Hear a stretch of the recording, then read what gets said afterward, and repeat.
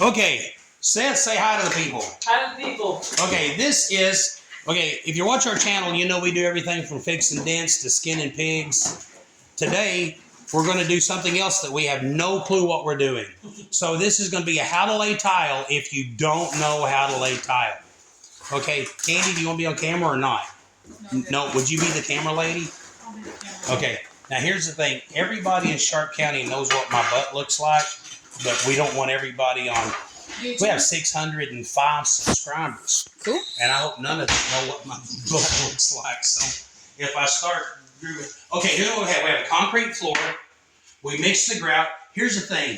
If you want to know how to do something and you don't know how to do something, follow the instructions.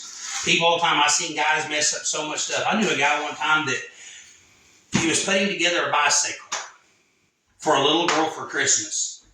So on Christmas Eve, he goes in, takes the bicycle apart, and he goes to put the bicycle together. He throws the instruction manual over in the trash, because who doesn't know how to put together a bicycle?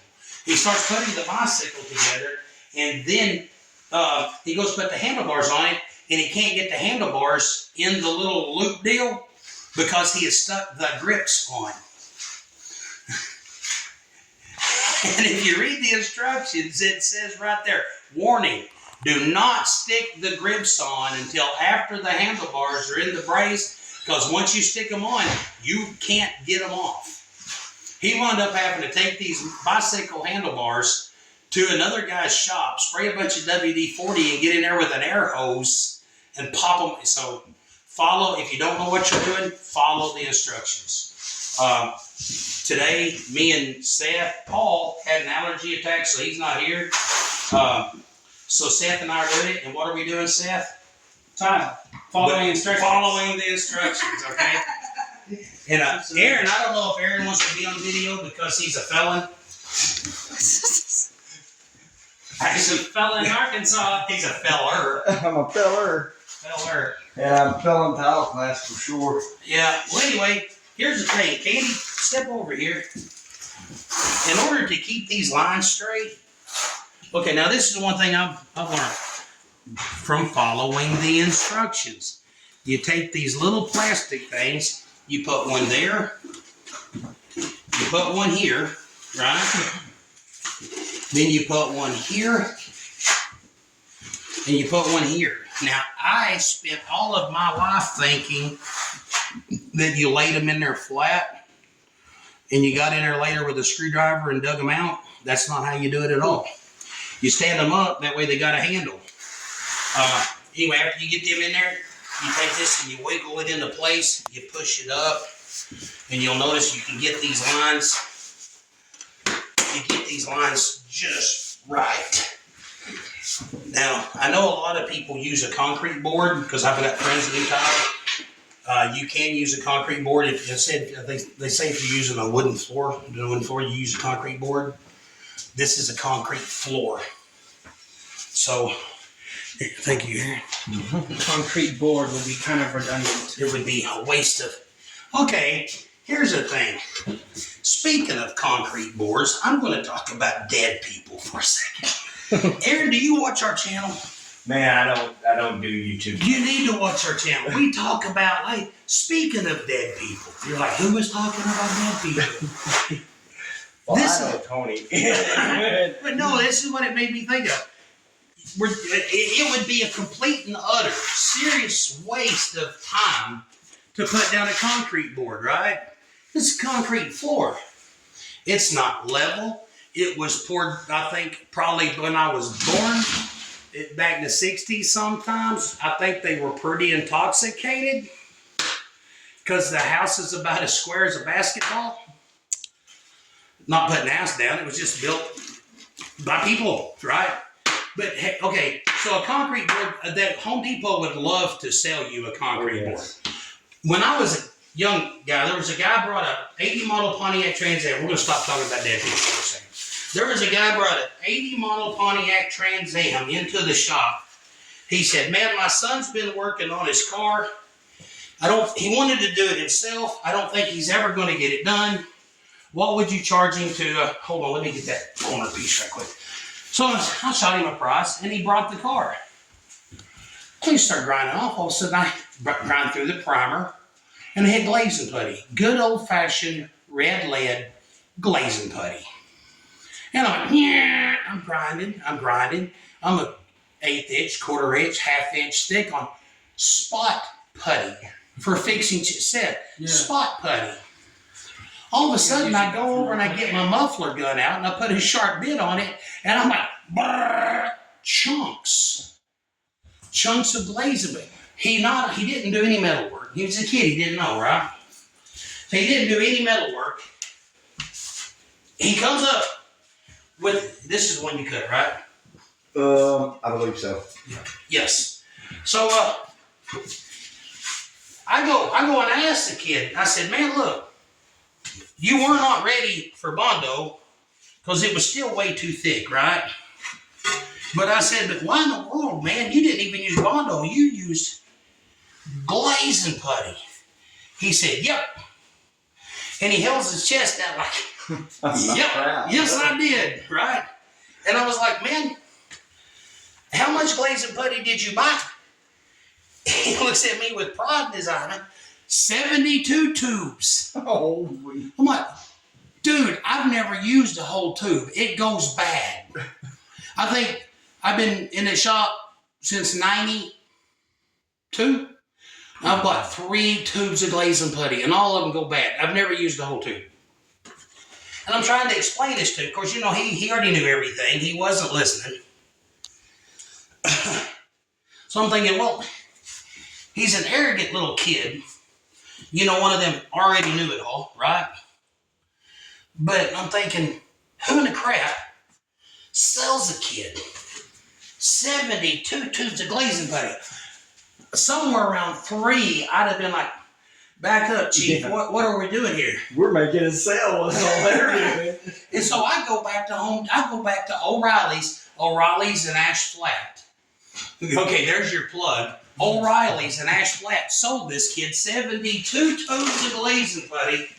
And when I walked in and asked him about it, like, yeah, that kid. And I was like, that kid trusted you. Yeah.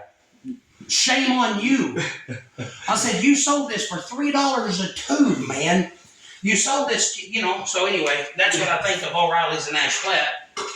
Well, I've got other stories, but I tell you, I quit O'Reilly's when Lee finally retired or died, whichever it was he done. Lee was the last American parts guy.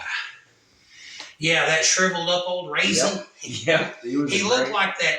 Okay, Candy, did you ever watch the short, one of them cartoon shorts of them two, that guy playing himself a game of chess in the park? Oh, yes. Okay, yep. Where he went from one side to the Yeah. That was what it.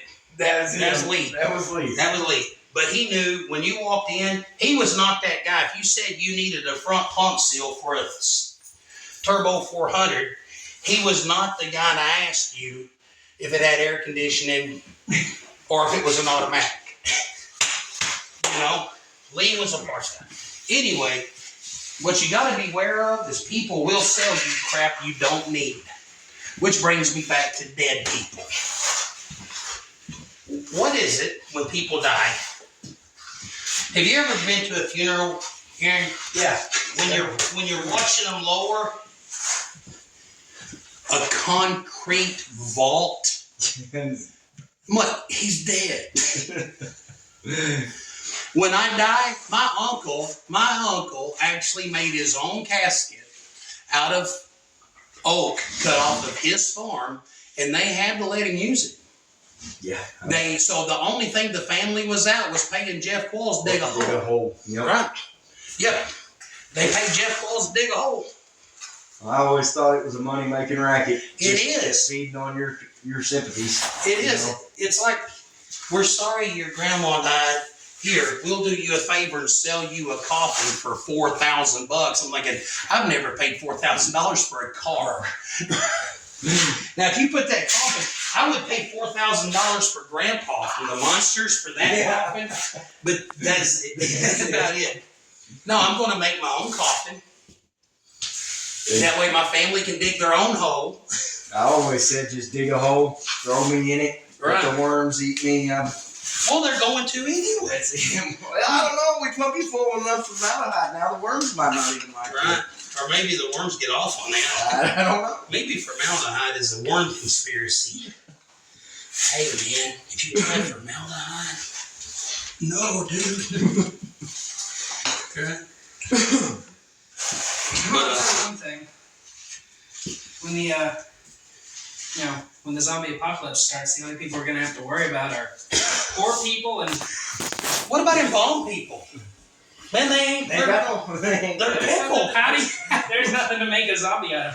Well, if they're pickled, you can't kill them. They're more than dead. Yeah.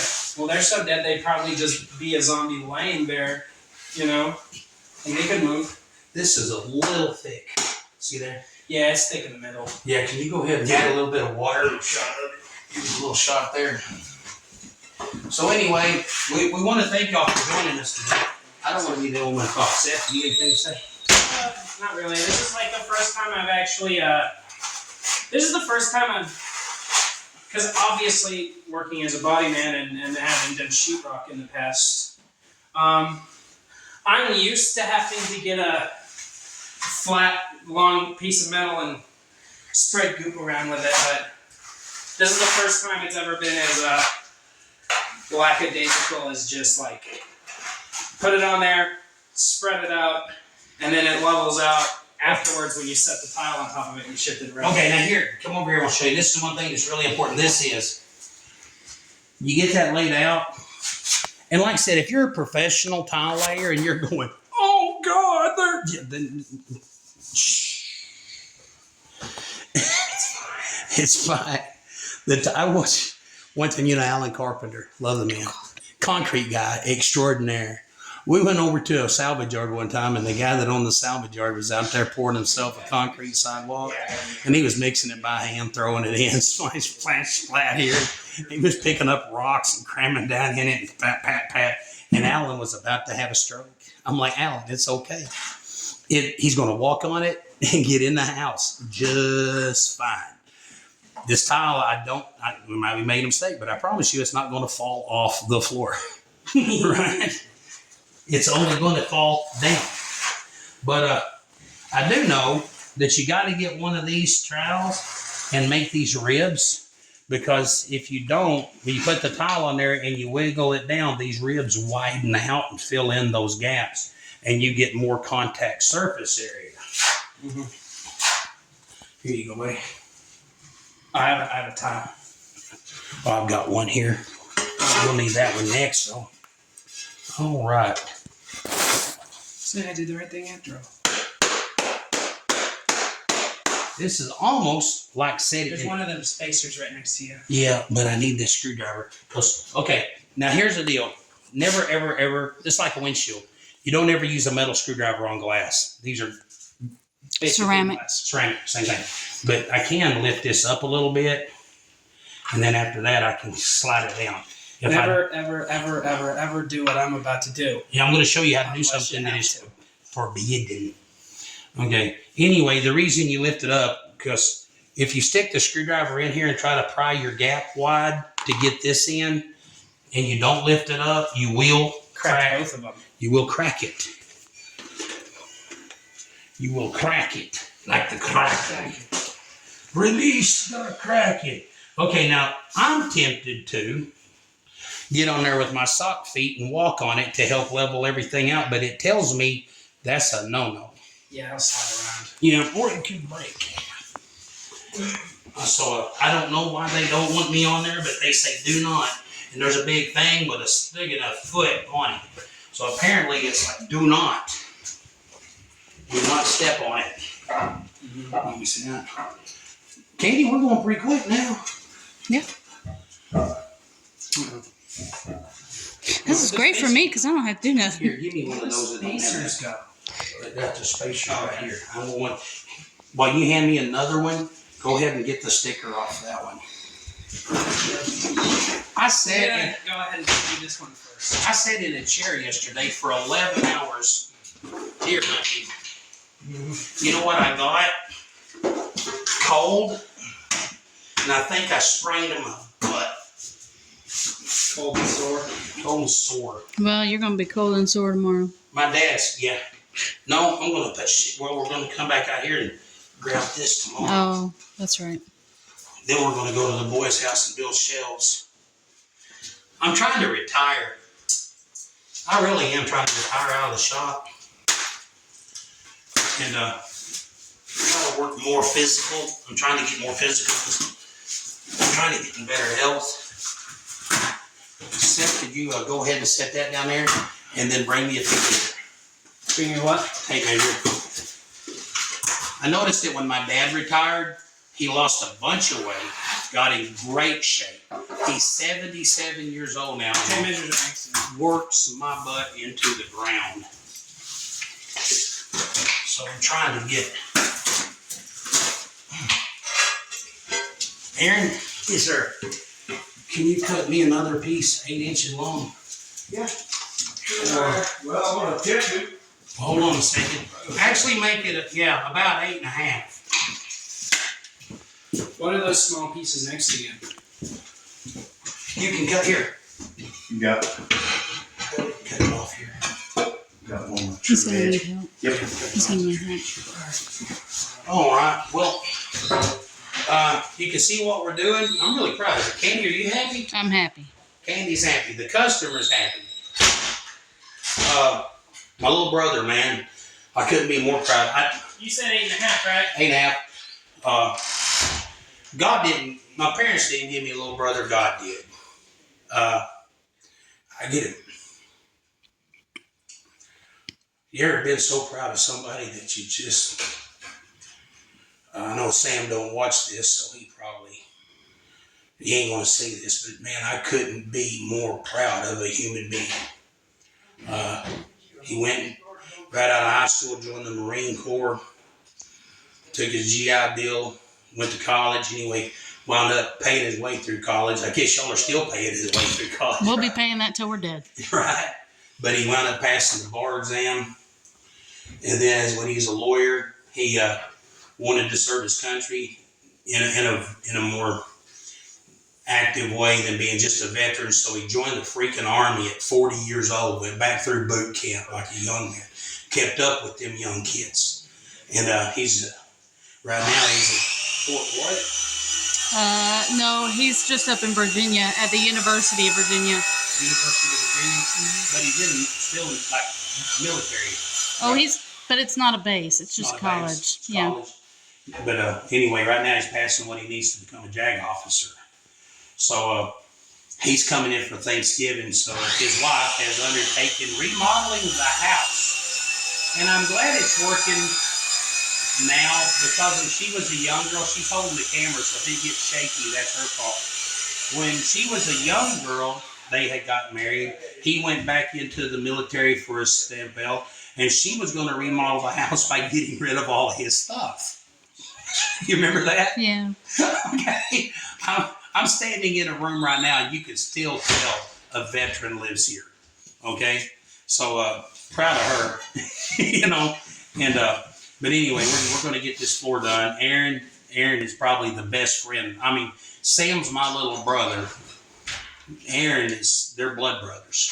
Aaron's the best friend Sam could ever ask for. Aaron's in here working his butt off, and they're getting the house redone for Sam. So, while I'm sitting there thinking we're doing a small part doing this, Aaron's above and beyond. So, No, this is a big part. yeah. But anyway, I want to thank y'all for joining us today. Eat more protein, eat less carbs. Do not cut your carbs out of your diet. You need them. Your brain's made out of fat. So if you cut the fat out, then you get stupid. So eat healthy carbs. But eat healthy fats. Avocados are good for you. I mean, I know it's the Mexican drug cartel, but they're good for you. Eat a freaking avocado. Do what? Eat a freaking avocado. Eat a freaking avocado. Make yourself a dang avocado. Make yourself a dang Napoleon. Eat an avocado. But yeah. Anyway, yeah, there's a little water, don't it?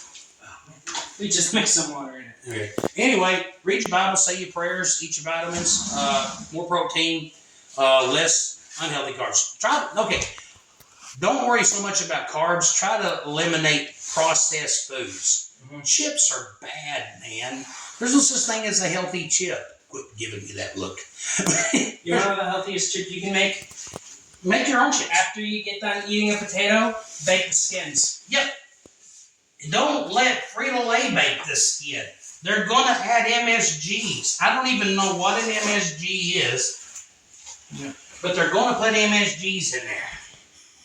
Seth, do you know what an MSG is? MSG is like a salt alternative from Asia. The way you said that sounds very Mexican. Say it again. MSG. MSG is a salt alternative You from made it Asia. sound like the Mexican drug cartel. No, I'm just it- saying, but we're having chips for I Thanksgiving. would say avocado. No, but Avocados for Mexico.